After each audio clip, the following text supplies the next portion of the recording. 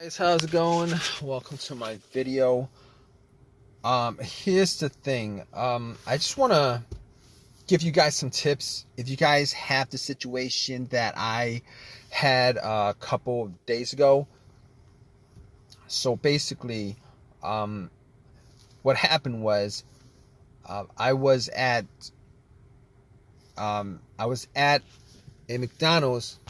I went to get something to eat, parked my car, got out, was there for maybe like 15 minutes, got back in, and it would crank. The car would crank and crank and crank, but it would not turn over. It would not turn over. It would just crank and crank and crank and would not turn over. So, I haven't had that issue with this car at all. I mean, there was maybe like 7 months ago, I had an issue where it wouldn't start, and it turned out to be the battery, but it didn't crank. It turned out to be a dead battery. But really never had an issue where this car would crank and crank and crank, but it wouldn't turn over. So the only issue I had was that dead battery from 7 months ago. This car drove fine since. I've had no issues with it. So basically what I did first was I turned on the headlights, and just to see where the battery was, what level, how much charge is in the battery. If it was dim, I knew that it was the battery that was the issue, but the lights were bright. Headlights were bright. So basically, I didn't think it was the battery to begin with, but and the reason why it wasn't just because of the headlights, it was because of how strong the cranks were. All right, it wasn't like it was a slow crank. It wasn't like it was a soft crank. It wasn't like it was trying to crank. It was a very, very strong crank each and every time it cranked. Regardless, I opened up the hood and pretty much checked around the battery, because I thought, I was hoping that it would be something as simple as that. I didn't really want it to be anything bigger than that. Obviously, most people in this situation, if they were in this situation, they'd wish for the easiest fix. So I was looking at the battery, I was looking at the terminals, and you know what? I don't think I actually cleaned up the terminals last time when I changed up the battery 7 months ago. I was looking at the terminals. They looked kind of corroded. There was some rust on it, kind of corroded. There was some white, bluish stuff on there. So I pretty much, had a couple of fries, and then I took out my Coke, which I drank half a cup of, and I poured the rest onto the terminals, and had it fizz up, oxidize, a lot of the corrosion. So I pretty much took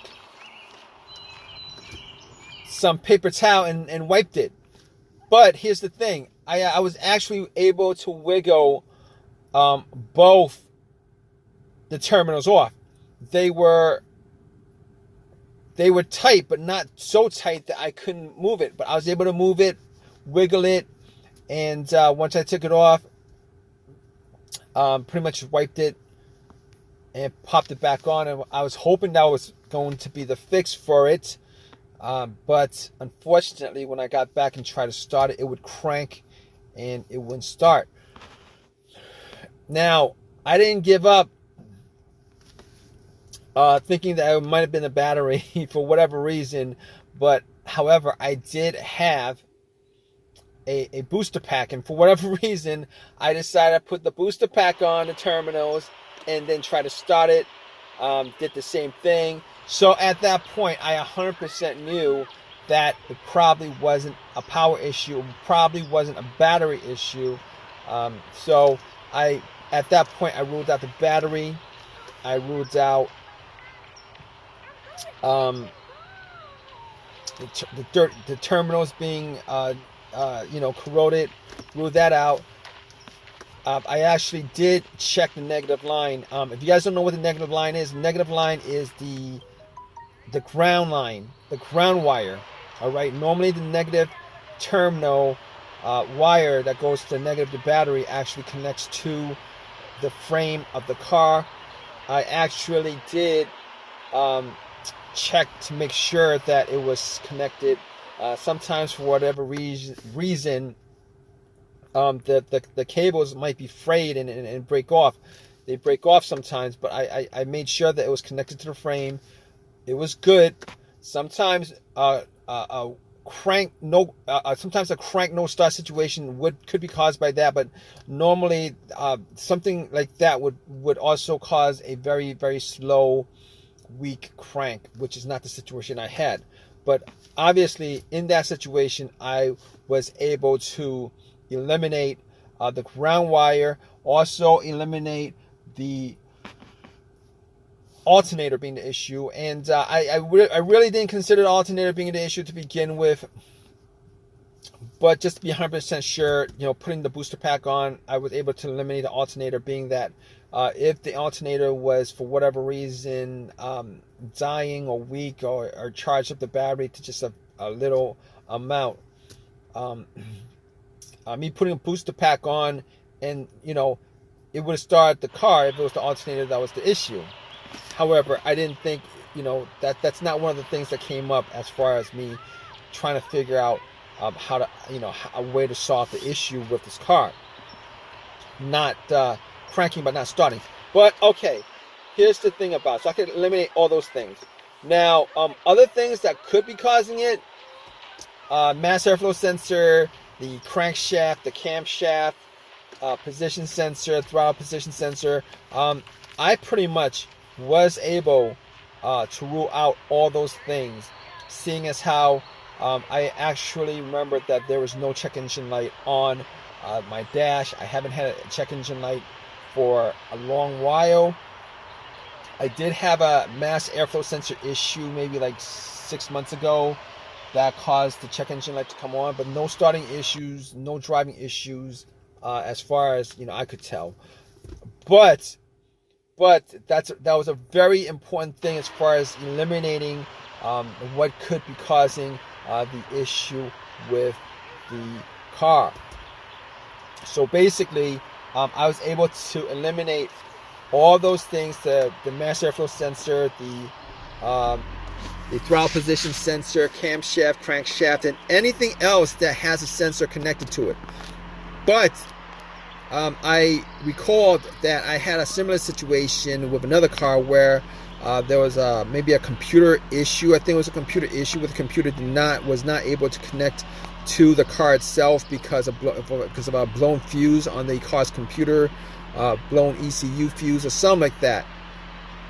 And now I didn't think that was the issue, but I had an OBD2 reader, a $20 OBD2 reader that I actually bought from Amazon, from Walmart, and I plugged it in. And here's the thing about it: it read all the way through. It analyzed it, gave me a readout. At that point, I knew that it wasn't the OBD2 that was.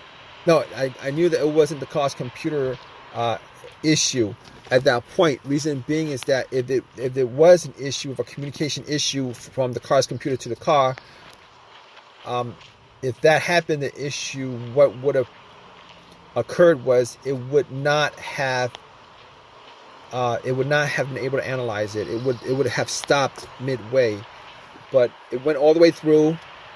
There was no codes at all. I did not see a single code pop up at all. So I was glad that was the case, because I could, at that point, eliminate every single thing that had a sensor connected to it. All right, so I could rule that out.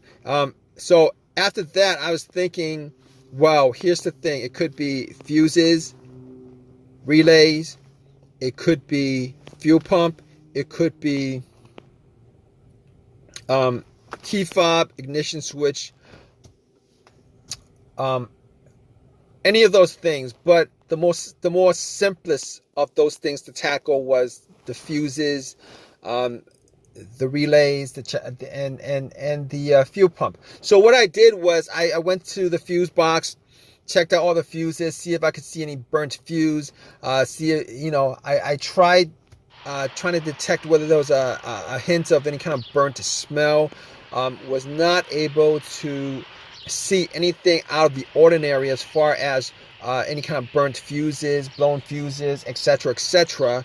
So at that point, I couldn't confirm 100% it wasn't the fuses, but I would say probably, probably a good guess that it was not one of the fuses that was causing this issue. But it could have been possibly been one of them. But anyway, moving on, I thought at that point before that I had considered that it could have been the fuel pump.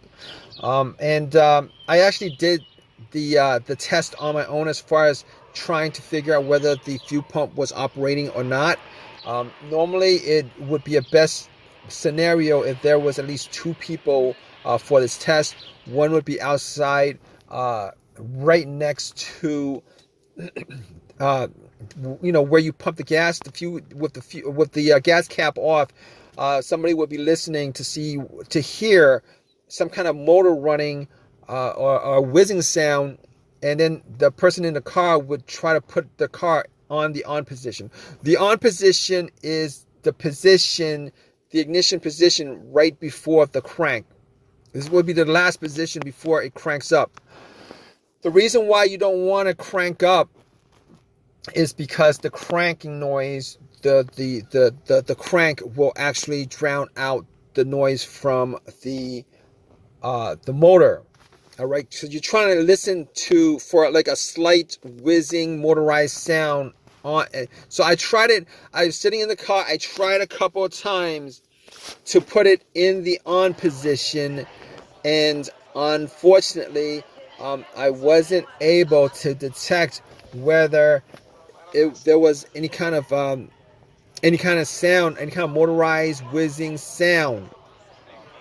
So at that point, I pretty much just gave up on that.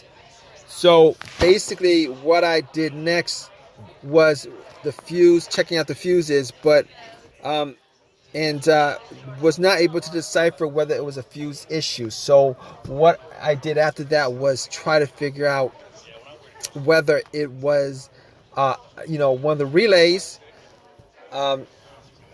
So what I did was I considered that it was maybe the relay to the fuel pump. It could have been a fuel filter, a clogged fuel filter, but normally a clogged fuel filter, it would cause a crank no start sometimes, but for the most part, it would crank up and then and it'll stall out.